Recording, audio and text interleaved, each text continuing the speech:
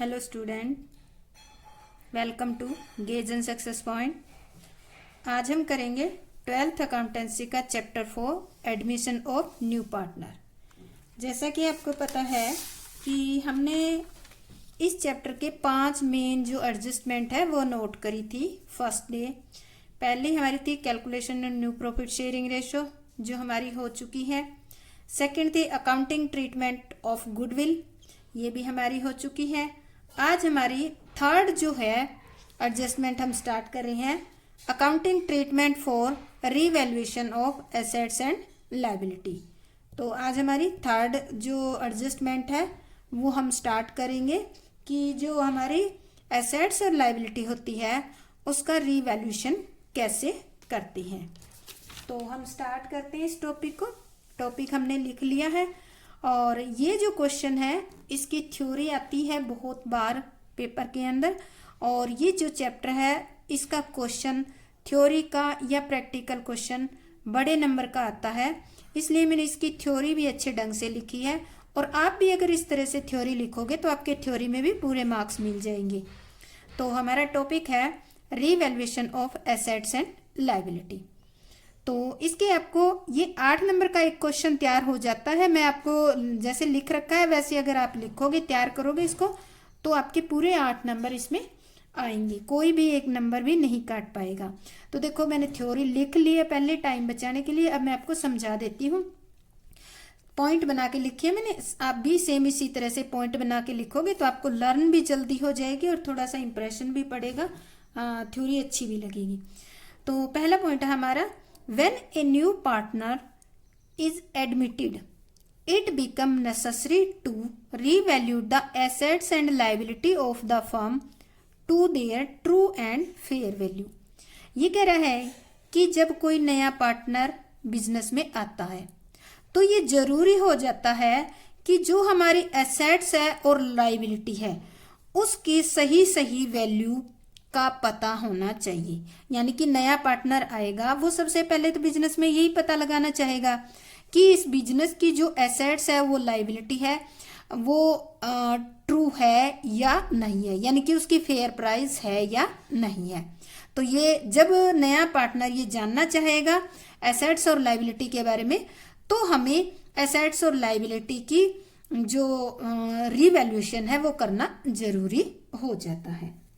Second point आता है, this is done because with the passage of time the value of certain assets might have increase and some have decrease. देखो आपको पता है कि जैसे जैसे समय बीतता है वैसे वैसे एसेट्स और लायबिलिटी उनकी वैल्यू चेंज होती रहती है। तो हो सकता है कुछ एसेट्स की वैल्यू क्या हो गई हो, इंक्रीज हो गई हो, और कुछ की डिक्रीज भी हो गई हो। इस कारण से नया पार्टनर तो जरूर जानना चाहेगा। और अब देखो अगर कम ज्यादा हो सकती है तो ओल्ड पार्टनर भी जानना चाहेंगे कि उनकी एक्चुअल वैल्यू क्या है। तो समय बीतने के साथ साथ जो वैल्यू कम ज्यादा होती है उसका भी पता चल जाता है। थर्ड पॉइंट, दस the actual value of various assets and liability may be differ from the value stated in the balance sheet. ये भी हो सकता है जब वैल्यू कम ज्यादा हो सकती है तो जो बैलेंस शीट में हमने जो वैल्यू दिखा रखी है वो वैल्यू और एक्चुअल वैल्यू जो है एसेट्स और लायबिलिटी की वो डिफरेंट हो सकती है। ये भी चांसेस हो सकता है, क्योंकि बुक के अंदर जो वैल्यू लिखी होती है वो तो लिखी होती है, पर जो एक्चुअल में जो वैल्यू होती है एसेट्स और लायबिलिटी की वो उस बुक वैल्यू से डिफरेंस होने की चांस होती है। तो ये हमारे 3 पॉइंट थे। इसके बाद आता है हमारा 4th पॉइंट हमने बनाया है, new partner should not suffer because of reduction in the value of assets और no should be benefited by increase the value of assets. अब देखो इस टाइम पुराने पार्टनर ये भी चाहेंगे कि कोई भी नया पार्टनर आए वो जो एसेट्स की वैल्यू कम है उसको सफर करे, यानी कि उसकी वजह से उसको नुकसान हो, और ना ही कोई एसेट्स अगर ज्यादा है तो उसकी वजह से उसको बेनिफिट हो।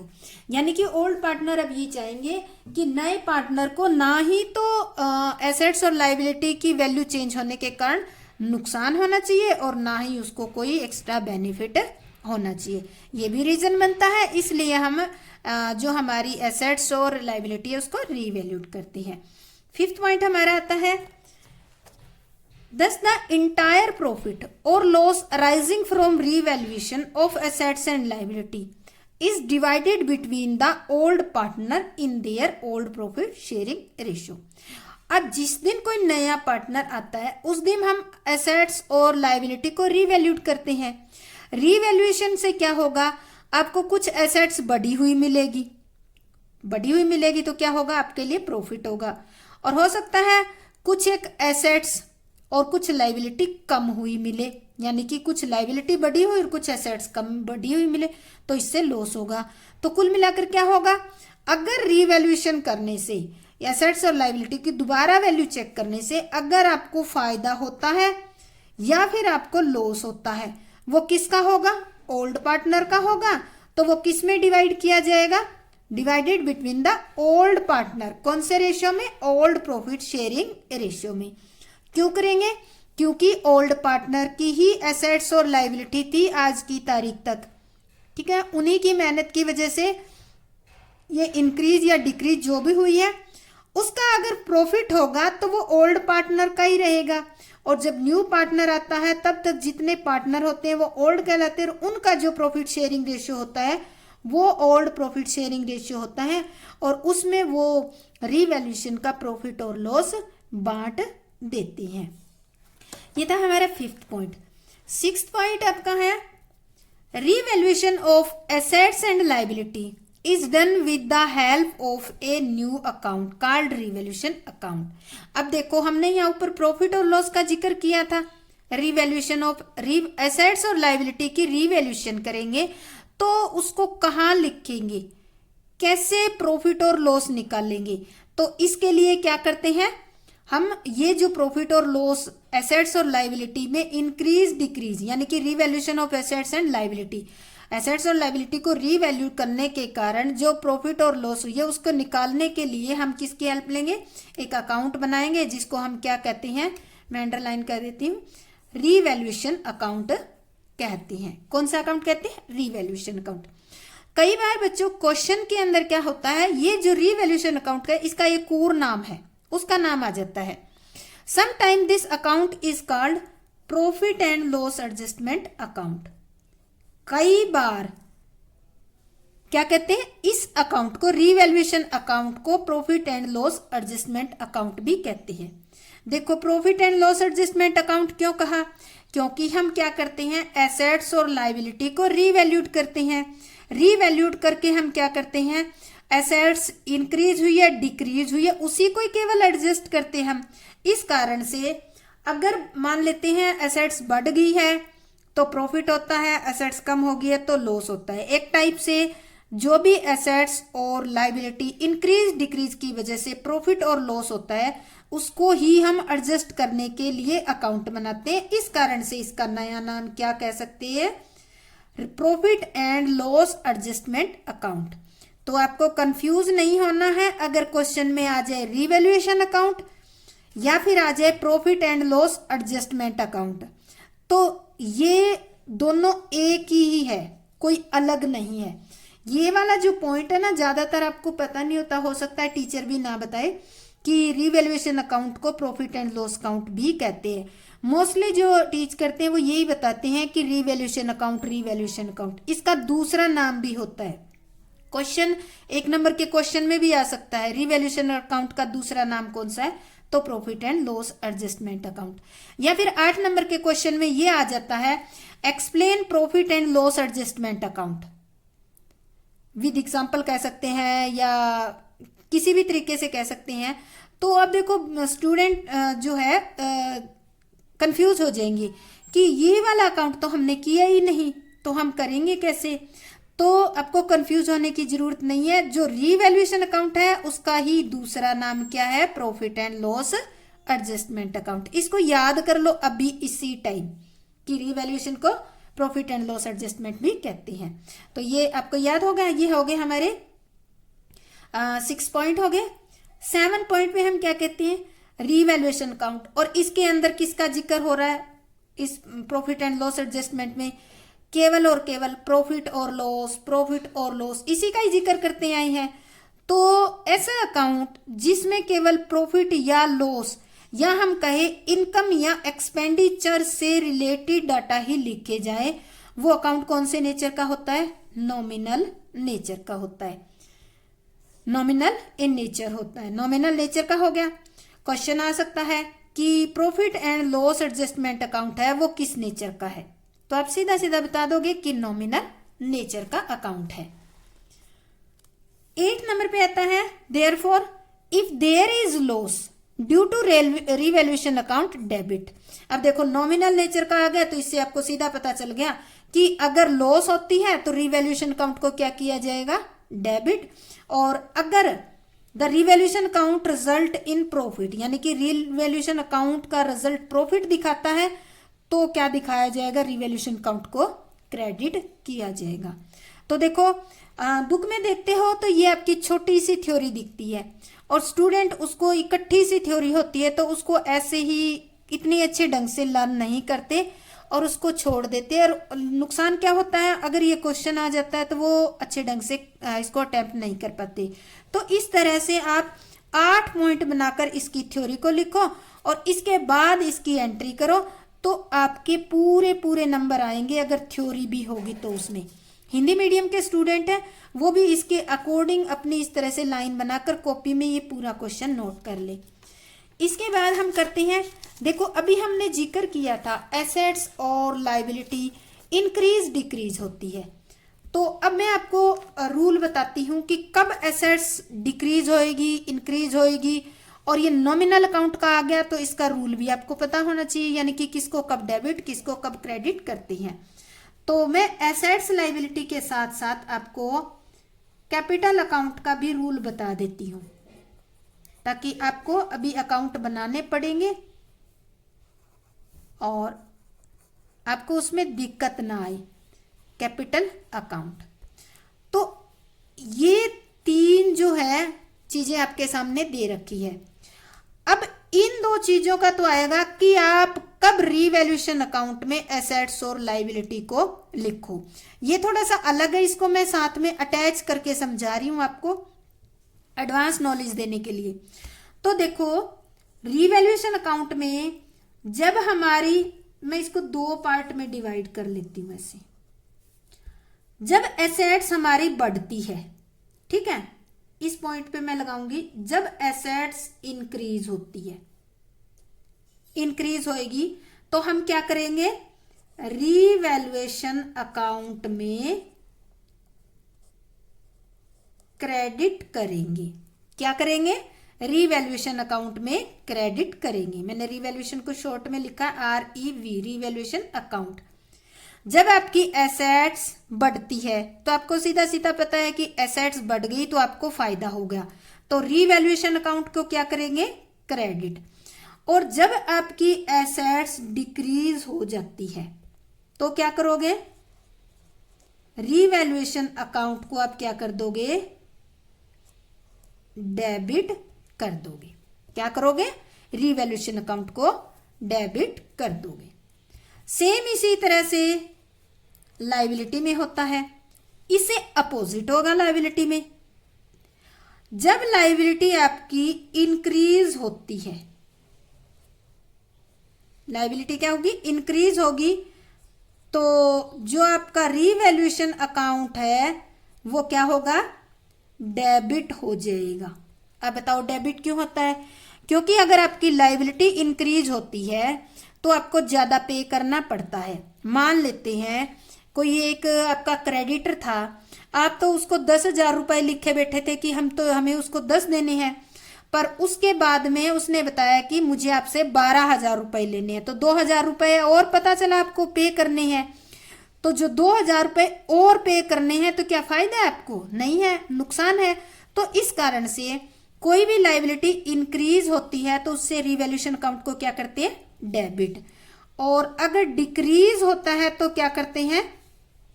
रिवैल्यूएशन अकाउंट को क्रेडिट करती है। अब देखो क्रेडिट क्यों करेंगे? मान लेते हैं जब रिवैल्यूएशन किया तब आपको पता चला कि हमें कम लायबिलिटी पे करनी पड़ेगी, आप लिखे बैठे थे एक बंदे को 10,000 देने हैं और बाद में जब आपने रीवैल्यूट किया तब आपको पता चला कि उसको तो अब 6,000 रुपए देने हैं, यानी कि 4,000 रुपए कम देने हैं, तो आपको क्या हो गया, फायदा हो गया। तो इस कारण से रीवैल्यूएशन अकाउंट को क्रेडिट करेंगे। ये था हमारा रीवैल्यूएशन अकाउंट से रिलेटेड। अब थोड़ा सा एडवांस नॉलेज देने के लिए कैपिटल का और बता देती हूँ कि कैपिटल अकाउंट ये किसका है, ये पार्टनर का कैपिटल अकाउंट है, पार्टनर कैपिटल अकाउंट। ठीक है, पार्टनर कैपिटल अकाउंट को कब डेबिट किया जाता है और कब क्रेडिट किया जाता है। मान लेते हैं अगर पार्टनर की कैपिटल इंक्रीज होगी हो, ठीक है, कैपिटल इंक्रीज कैसे होगी पार्टनर की, उसने नई कैपिटल लगा दी हो, या फिर जो रिवैल्यूएशन का प्रॉफिट आया उससे भी पार्टनर की कैपिटल इंक्रीज होती है, या फिर उसको कोई कमीशन मिलता है उससे भी इंक्रीज होती है, कोई सैलरी लेता है उससे भी उसकी कैपिटल बढ़ती है, या फिर हम कहें कि अगर उसको कोई और बेनिफिट हो जाता है तो भी इससे पार्टनर की कैपिटल बढ़ती है। तो इस हम क्या करेंगे, अगर पार्टनर की कैपिटल बढ़ती है तो पार्टनर कैपिटल अकाउंट को क्या करेंगे, मैं यहां लिख देती हूं, पार्टनर कैपिटल अकाउंट को क्या किया जाएगा, क्रेडिट किया जाएगा। देखो पार्टनर कैपिटल अकाउंट लिखा है, यही अकाउंट है, इसको हम क्रेडिट करेंगे। अगर बाय चांस क्या हो जाती है, कमी हो जाती है, किसी भी कारण से कमी हो सकती है, किस किस से हो सकती है, हो सकता है पार्टनर ने ड्राइंग कर ली हो, ड्राइंग करेगा तो कैपिटल कम हो जाएगी। हो सकता है कोई ऐसा पार्टनर था वो बिजनेस की उसने कोई एसेट्स ले ली हो, यानी कि एसेट्स लेकर उसने घर में यूज कर लियो एज ए ड्राइंग, तो भी उसकी कैपिटल कम हो जाएगी। या फिर हो सकता है प्रॉफिट एंड लॉस अकाउंट में लॉस हो गया तो भी पार्टनर को लॉस होगा, या फिर रीवैल्यूएशन जो अकाउंट बनाया उसमें अगर लॉस हो जाता है तो भी क्या होगा, पार्टनर को लॉस होगा। तो इससे क्या क्या करेंगे हम, जो भी पार्टनर कैपिटल अकाउंट है उसको हमेशा और हमेशा क्या किया जाएगा, डेबिट किया जाएगा। क्या किया जाएगा, डेबिट करेंगे। तो ये जर्नल से कुछ मैंने रूल बताए आपको कि किस अकाउंट को कब डेबिट और कब क्रेडिट किया जाना है। तो ये तीनों रूल हो गए हमारे, एसेट्स का पता चल गया, लायबिलिटी का पता चल गया, ये मैंने आपको थोड़ा सा एडवांस में बता दिया क्योंकि अब हम कैपिटल अकाउंट बनाएंगे इसलिए। तो अब हम क्या करते हैं, सबसे पहले जो रीवैल्यूएशन की हमने एसेट्स और लायबिलिटी का जिक्र किया है तो इसमें एसेट्स और लायबिलिटी की एंट्री करके देखते हैं, इन्हीं के बेस पे इसको प्रूव करते हैं हम एंट्री करके कि क्या सच में ही ऐसा होता है। तो पहले हम लेते हैं इसमें सबसे पहले हम पॉइंट वाइज लेते हैं। क्या लिया हमने, एसेट्स की इंक्रीज की ली है, पहला पॉइंट। सबसे पहले हम लिखेंगे इंक्रीज इन, ये इंक्रीज दे रखा है, इंक्रीज इन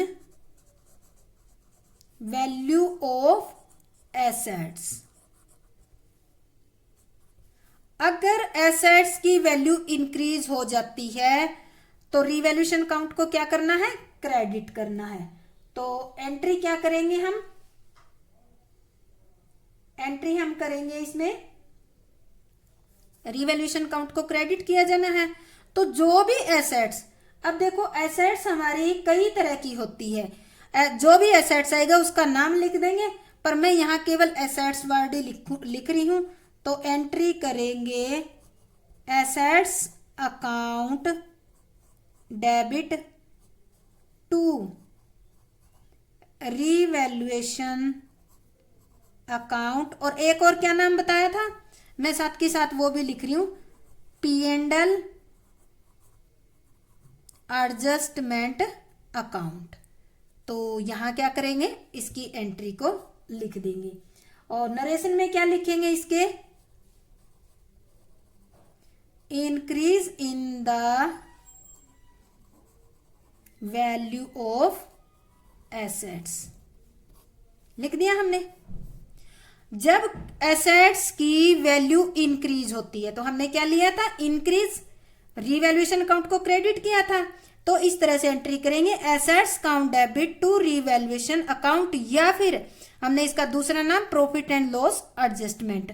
तो आगे क्वेश्चन में मैं केवल रीवैल्यूएशन ही लिखूंगी, ये दूसरा नाम दो नाम नहीं लिखूंगी, ध्यान रखना आप, ठीक है। और लिखूंगी तो भी शॉर्ट में लिखूंगी बिल्कुल। तो ये एंट्री कब की है, जब इंक्रीज हो जाता है तब एसेट्स। सेकंड पॉइंट हम लेते हैं, जब हमारी एसेट्स डिक्रीज होती है,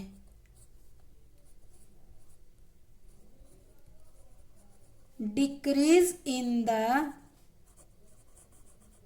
वैल्यू ऑफ एसेट्स, ठीक है। डिक्रीज सेकेंड पॉइंट में बताया था, डिक्रीज इन द, जब एसेट्स की वैल्यू डिक्रीज हो जाती है तो रीवैल्यूएशन अकाउंट को क्या करते हैं, डेबिट करते हैं। तो एंट्री क्या करेंगे हम, एंट्री करेंगे रीवैल्यूएशन अकाउंट या फिर P and L adjustment account debit to assets.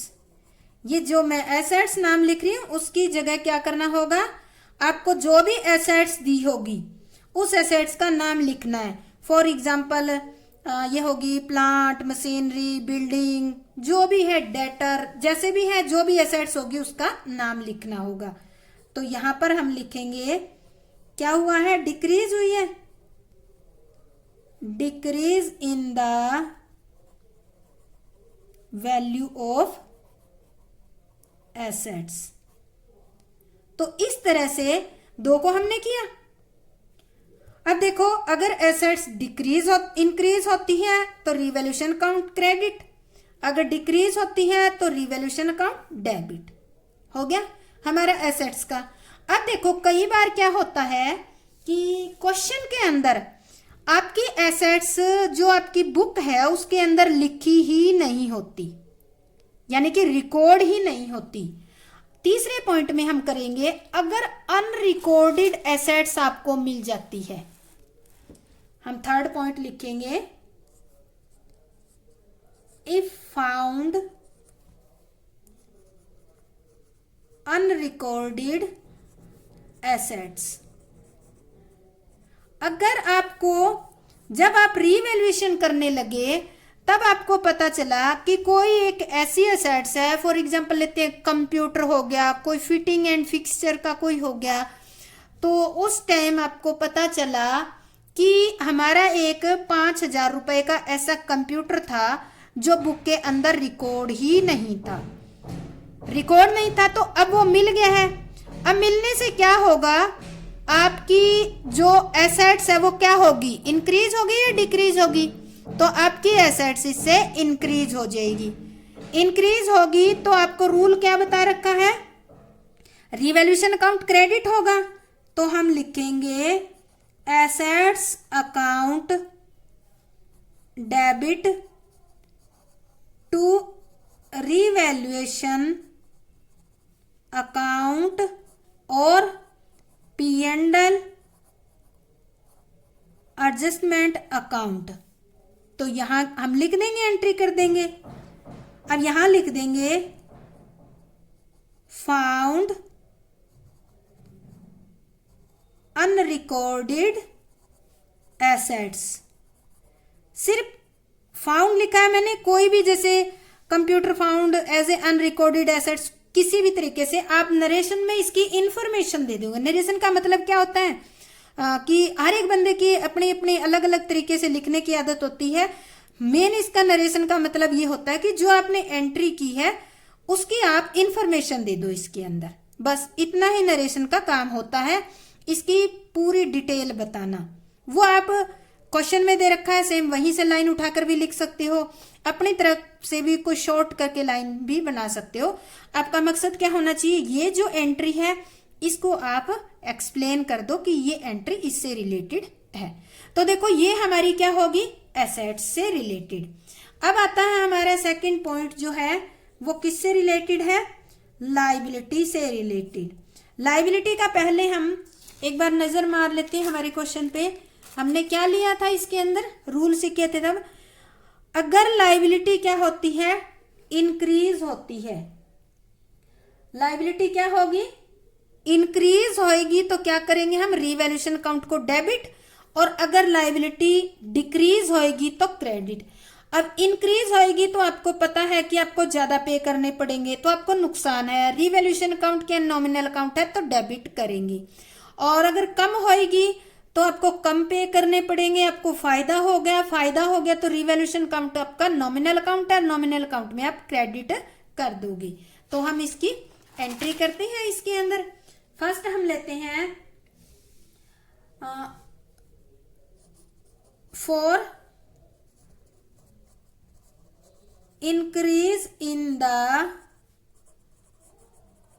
Value of liabilities.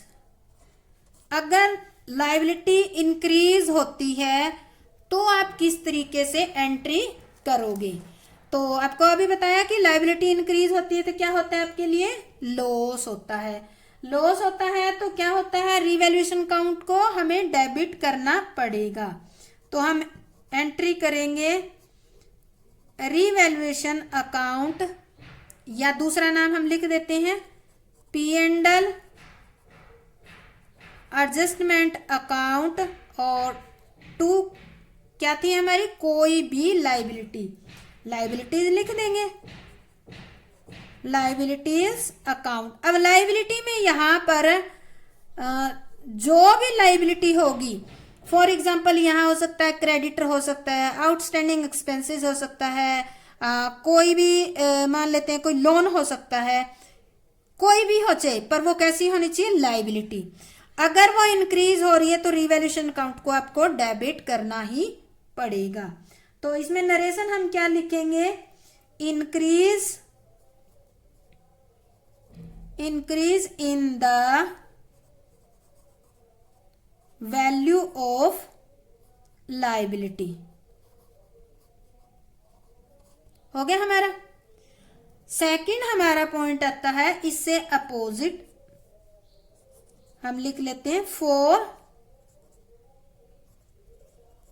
Decrease in the value of liabilities. अगर डिक्रीज हो जाती है तो हम कैसे करेंगे, इस एंट्री से अपोजिट हो जाएगी। डिक्रीज होगा तो लायबिलिटी डिक्रीज होने से क्या होगा, आपको फायदा होगा तो रिवैल्यूएशन अकाउंट को क्या करना पड़ेगा, क्रेडिट। तो यहां लिखेंगे liabilities account debit to revaluation account या P&L एडजस्टमेंट अकाउंट। क्या लिखेंगे नरेशन में, for decrease in the value of liabilities लिख देंगे हम इस तरह से। तो ये देखो हमने कर ली, जब आपकी लायबिलिटी क्या होती है, इंक्रीज होती है तो नुकसान होता है, रिवैल्यूएशन अकाउंट डेबिट हो गया। जब लायबिलिटी कम होती है तो आपको फायदा होता है, रिवैल्यूएशन अकाउंट आपका क्या हो जाएगा, क्रेडिट। अब एक थर्ड कंडीशन ऐसी और आ सकती है कि जब आपको कोई अनरिकॉर्डेड लायबिलिटी मिल जाए, इफ फाउंड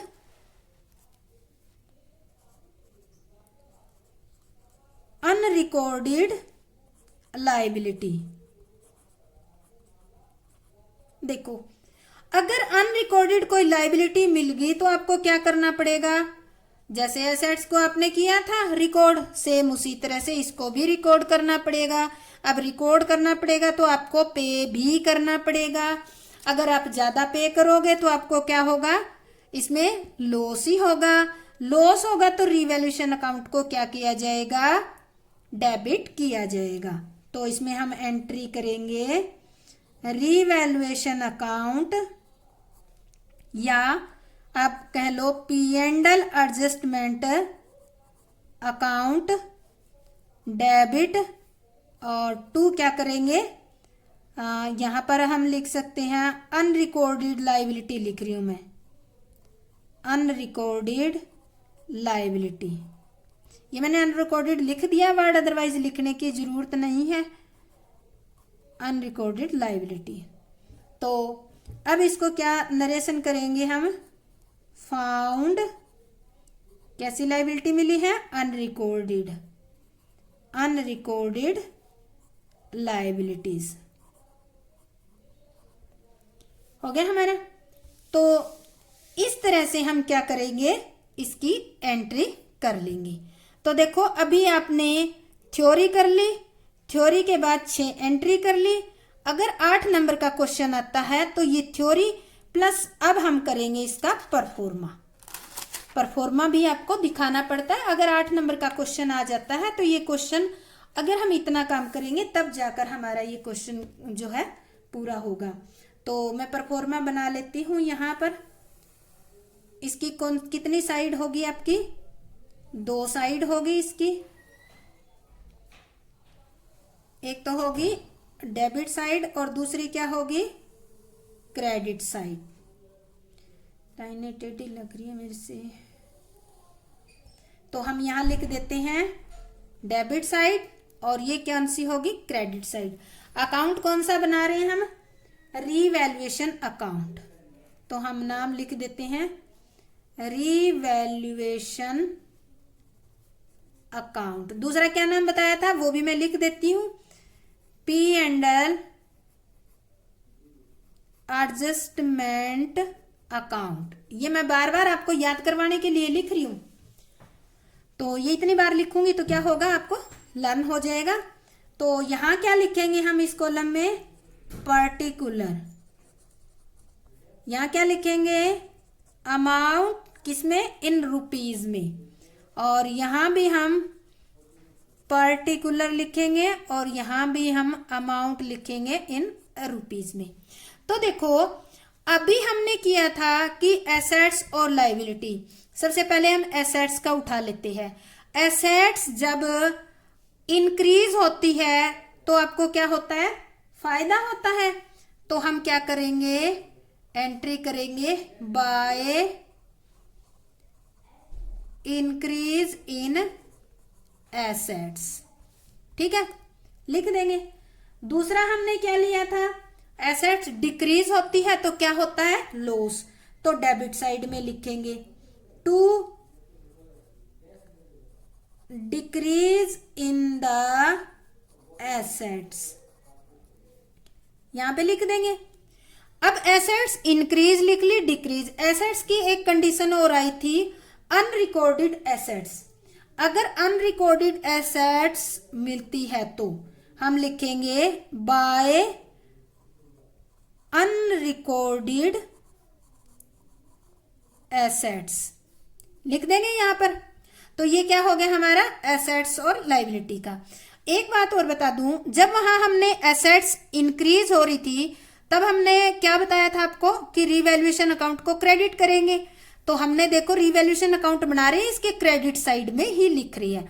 जिस अकाउंट को क्रेडिट करने का मतलब आता है, जो नरेशन लिखनी है वो उसके क्रेडिट में, जिसको डेबिट का जिक्र आता है वो उसके डेबिट में लिखी जाती है। ये ध्यान रखना आप।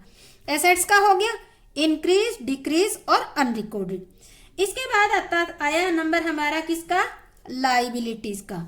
लायबिलिटी क्या होता है, लायबिलिटी जब इंक्रीज होती है तब हम कहा लिखते हैं, डेबिट साइड में, to increase in the liability. क्योंकि लायबिलिटी इंक्रीज होगी, ज्यादा पे करना पड़ेगा, ज्यादा पे करना पड़ेगा तो आपके लिए एक्सपेंसिव है। अगर कम हो जाती है लायबिलिटी तो क्या करेंगे, by decrease in the liability. हो गया, कम हो गया तो आपको फायदा हो गया। अब तीसरा पॉइंट आता है, अगर बाय चांस अनरिकॉर्डेड लायबिलिटी मिल जाती है तो आपको पे करनी पड़ेगी। तो हम लिखेंगे अनरिकॉर्डेड लायबिलिटी, तो यहां पर लिख देंगे। अब देखो ये हमारी होगी क्रेडिट साइड और ये हमारी होगी डेबिट साइड। यहाँ क्रेडिट साइड में हमने सारी वो चीजें लिखी है जिससे फायदा होता है, और डेबिट साइड में सारी वो लिखी है जिससे हमें लॉस हो। बाय चांस अगर डेबिट साइड ज्यादा है, हमने क्या किया, टोटल किया, और टोटल करने से हमें क्या पता चला, डेबिट साइड जो है वो ज्यादा मिली, debit side sorry credit side ज्यादा मिली। क्रेडिट साइड ज्यादा मिली किससे, इससे। तो मैं आपको पेंसिल लेके एक एग्जांपल सा बता देती हूँ। मान लेते हैं इसका टोटल कितना आया है, हमारा 1 लाख आया है, ठीक है, और इसका टोटल कितना आया है, इसका 80,000 रुपये आया है। तो देखो आपके इनकम कितनी हुई, 1 लाख, और खर्चा कितना हो गया यहाँ तक, 80,000। तो 20,000 आपका क्या हो गया, 20,000 आपका फायदा हो गया। अगर इस तरह फायदा होता है तो उसको आप कहाँ लिखोगे, ये जो फायदा हुआ ये किसका है, ओल्ड पार्टनर का है, क्योंकि नया पार्टनर जिस दिन आया उसी दिन हमें ये चेक किया है, और इस चेक करने से चाहे प्रॉफिट हो चाहे लॉस हो वो किसका होगा, ओल्ड पार्टनर का होगा। तो ये जो है ये ओल्ड पार्टनर को देंगे, किस नाम से लिखेंगे, यहां लिखेंगे to profit on revaluation, revaluation account transfer to partner capital account. किसमें ट्रांसफर किया जाएगा, पार्टनर कैपिटल अकाउंट में। कौन से रेशियो में, ओल्ड रेशियो में। मैं यह सारा लिख देती हूं क्योंकि जब आप बनाओगे तो ये जो 20,000 आई है, मान लेते हैं कि 2 पार्टनर हैं, ठीक है, ए और बी 2 पार्टनर है, बराबर बराबर के, तो यहाँ 10,000 लिखोगे, फिर टोटल 20,000 लिखोगे। तो इस तरह से हम ये लिखेंगे। इसके बेस पे 2 एंट्री और होएगी, वो मैं करके दिखाऊंगी। वो एंट्री मैंने अभी बताई नहीं, आपको बाद में बताऊंगी, क्योंकि वो एंट्री आपको तभी समझ में आएगी जब आपने ये कर लिया है। तो इसके बेस पे पहली एंट्री मैं आपको बताती हूँ, मैं यही करके बताती हूँ। जो पीछे एंट्री किया उनसे कंटिन्यूइंग एंट्री है ये। तो ये एंट्री हम कैसे करेंगे, पॉइंट लिख लेते हैं। यहाँ हमारी कितनी एंट्री आ गई थी, 3 इसकी और 3 इसकी 6, और ये हमारी ये ले लेते हैं हमारी 7th एंट्री है, ठीक है। क्या लिख रही हूँ, यहाँ ये करने के बाद क्या निकला आपका, प्रॉफिट। तो ये हम लिखेंगे व्हेन रिवैल्यूएशन शोज प्रॉफिट। ये अकाउंट ऊपर तक का यहां तक का है, इसके नीचे मैं एंट्री करूंगी 7 नंबर की एंट्री। जब आपका रिवैल्यूएशन अकाउंट प्रॉफिट दिखाता है तो एंट्री कैसे की जाएगी, तो जो प्रॉफिट होगा आपको पता है उससे पार्टनर कैपिटल को क्या होगा, फायदा, और इस प्रॉफिट को हमने रिवैल्यूएशन के किस साइड लिखा है, डेबिट। तो हम एंट्री करेंगे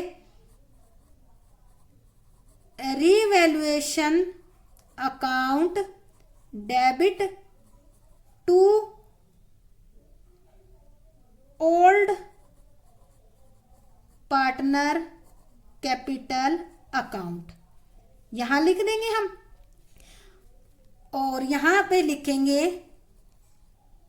revaluation profit transfer to capital account. हो जाएगा, ये 7वीं एंट्री करेंगे। ये एंट्री मैंने पीछे आपको इसलिए नहीं बताई क्योंकि अगर उस टाइम बताती तो हो सकता है आपको ये एंट्री समझ में न आती। अब जब हमने प्रॉफिट निकाला है, प्रॉफिट निकालने के बाद उसको हमने किस साइड लिखा है, डेबिट में, रिवैल्यूएशन के डेबिट में लिखा है ना, रिवैल्यूएशन अकाउंट के। तो रिवैल्यूएशन अकाउंट को क्या कर दिया, debit, revaluation account debit to partner capital account. Partner capital account credit होगा, क्योंकि अभी थोड़ी देर पहले आपको बताया है कि अगर कोई भी प्रॉफिट मिलता है तो उससे पार्टनर की कैपिटल बढ़ती है, तो इस कारण पार्टनर कैपिटल अकाउंट को क्रेडिट किया जाएगा। तो ये एंट्री हमारी होगी। अगली एंट्री मैं इसी पेज पे ही आपको करके बता दूंगी, वो एंट्री होगी आपकी 8 नंबर की एंट्री, ठीक है, 8 नंबर की। उससे पहले आपको ये एंट्री करने से पहले आपको बता दूं कि ये 8वीं एंट्री मिलेगी कहाँ से आपको। तो देखो हमने यहाँ एग्जाम्पल लिया था 1 लाख का, अब हम दूसरा लेते हैं। मान लेते हैं कि डेबिट साइड का टोटल आपका आता है 80,000। ठीक है, थोड़ी देर के लिए मान के चलते हैं समझाने के लिए। 80,000 आता है और क्रेडिट का टोटल आपका मान लेते हैं आते हैं केवल 60,000 रुपए। ठीक है, तो यानी कि आपका एक्सपेंसेस लॉस कितना हो गया 80,000 और आपको इनकम यानी कि आपको प्रॉफिट कितना हुआ 60,000। तो क्या हो गया आपको 20,000 रुपए लॉस हो गया। तो उस लॉस को हम कहाँ लिखेंगे, जैसे यहां लिखा ना हमने, यहां प्रॉफिट ऑन रिवैल्यूएशन लिखा था, यहां लिखेंगे by loss on revaluation account और transfer to partner capital account in old ratio. किसमें? Old ratio. अब देखो, और ये जो 20,000 रुपए है वो यहां लिख दे। अब देखो, और ये जो 20,000 रुपए है वो यहां लिख देंगे। अगर मान लेते हैं पार्टनर 2 है, हमने लिख दिए एक बार समझने के लिए भी लिख दिए, 2 पार्टनर है ए और बी, वो बराबर बराबर के पार्टनर है, तो हम यहां लिखेंगे एज कैपिटल 10,000 रुपए और बी की जो कैपिटल है वो 10 इनर कॉलम में, फिर इनका टोटल हम यहां लिखेंगे। तो ये समझ आ गया, अगर लॉस होती है तो उसको किस तरीके से लिखा जाता है। तो अब देखो, अब आते हैं एंट्री पे। ये तो समझ आ गया आपको कि लॉस को कैसे दिखाएंगे। अब जो ये लिखा हमने लॉस, इसको किस साइड लिखा है? रिवैल्यूएशन अकाउंट के क्रेडिट साइड में। क्रेडिट साइड में लिखा है तो एंट्री में रिवैल्यूएशन क्या होना चाहिए? क्रेडिट होना चाहिए। तो इसके बेस में हम एंट्री करेंगे। और लॉस से क्या होता है? पार्टनर की कैपिटल कम होती है। तो मैं पॉइंट लिख देती हूं, व्हेन रिवैल्यूएशन शोज लॉस। जब रिवैल्यूएशन अकाउंट लॉस दिखाता है तब हम एंट्री करेंगे ओल्ड पार्टनर। मैं ओल्ड पार्टनर ले रही हूं क्योंकि नया पार्टनर आ रहा है, उसको इंक्लूड नहीं करना आपको। Old partners capital account debit to revaluation account कर देंगे एंट्री यहां पर। और यहां क्या दिखाएंगे? नरेशन में लिखेंगे revaluation loss transfer to old partner capital account in old ratio दिखा देंगे। तो इस तरह से ये जो 8 नंबर का थ्योरी का क्वेश्चन पूरा करने के लिए पहले आप थ्योरी लिखोगे, उसके बाद 8 एंट्री, 6 एंट्री मैंने वहां करवाई है, 2 एंट्री ये अब आपको याद हो जाएगी। लर्न करने के बाद जस्ट थ्योरी के बाद आप 8 एंट्री लिखोगे, उसके बाद ये परफॉर्मा बनाओगे। आपका 8 नंबर का क्वेश्चन कंप्लीट। कोई 1/10 नंबर्स भी आपका 8 में से नहीं कटेगा, क्योंकि अगर इस तरह से करोगे तो आपका ये क्वेश्चन सही तरीके से हो जाएगा। हो सकता है आपके 4 सेट आते हैं, एक सेट में आ भी जाए। तो ये थ्योरी का एक क्वेश्चन आपका पक्का हो गया। इसके बेस